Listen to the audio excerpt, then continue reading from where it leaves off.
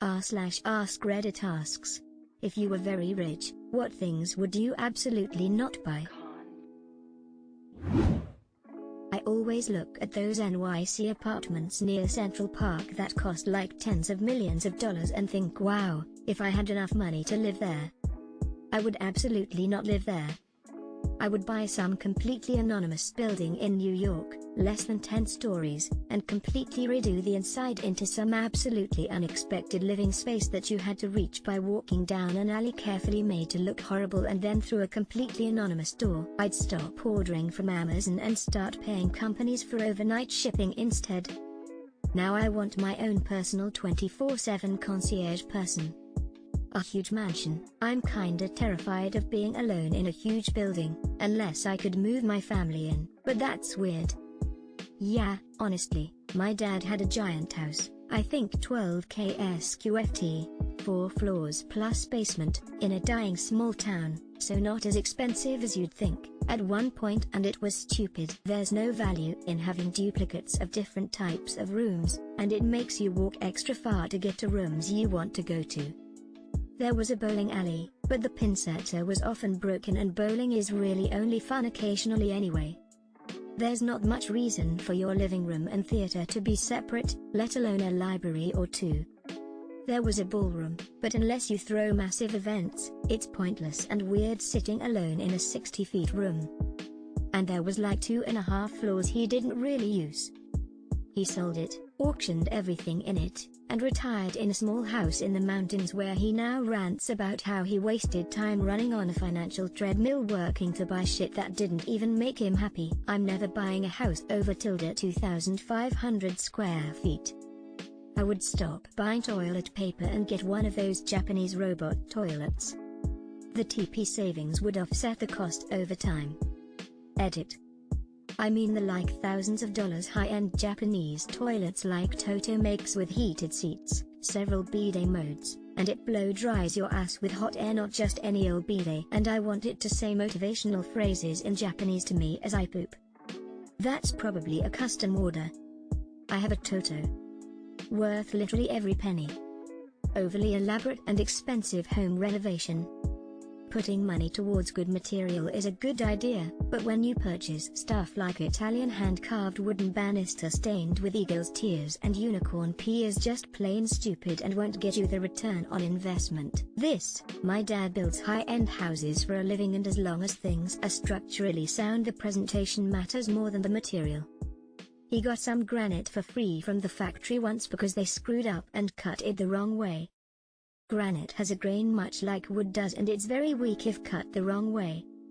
He asked if he could have it and they said sure. When granite is cut wrong, it makes a really cool wave pattern, so that's how he did the countertops in the kitchen.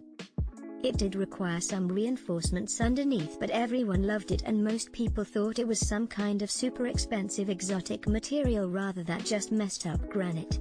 The other thing he uses a lot of is vinyl hardwood rather than real hardwood. It's much cheaper and much more durable, like you could literally power wash the floor and it would be fine. The stuff is pretty bulletproof, and most people can't tell the difference and love the way it looks. Non-first class plane tickets. Long flights suck. I've never been in first class and it looks comfy AF.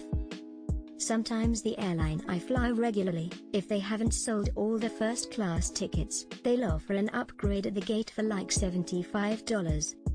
Before we had kids and we were tired of traveling, they had 2 seats left to upgrade and we thought why not? And now every time I fly, I grumble to myself about how much coach sucks and I hate it. That little taste of luxury spoiled me.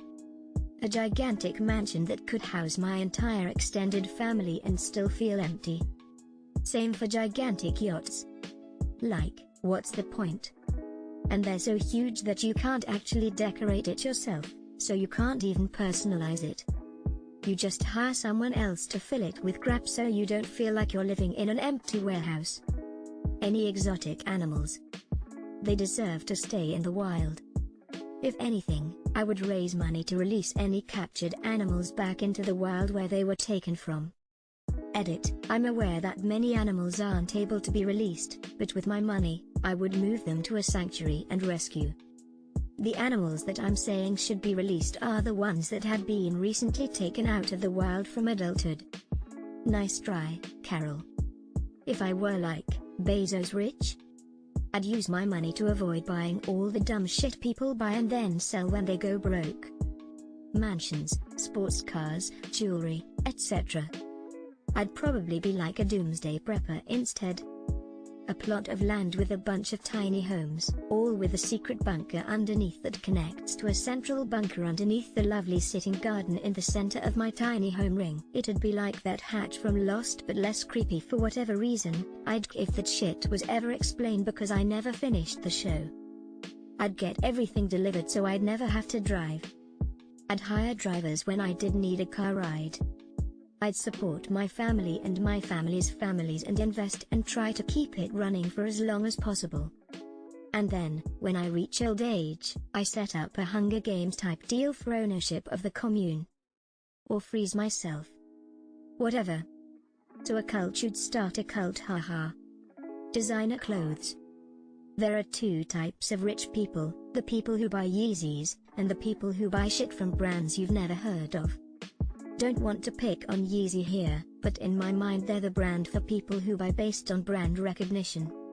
You buy that shit to show off how much money you have.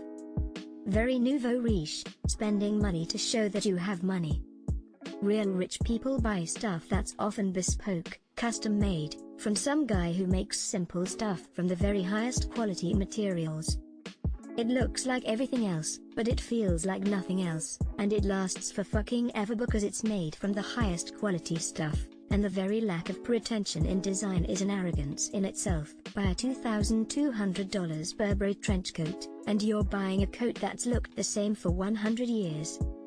Your kids'll be wearing it, and it'll only be looking more classy.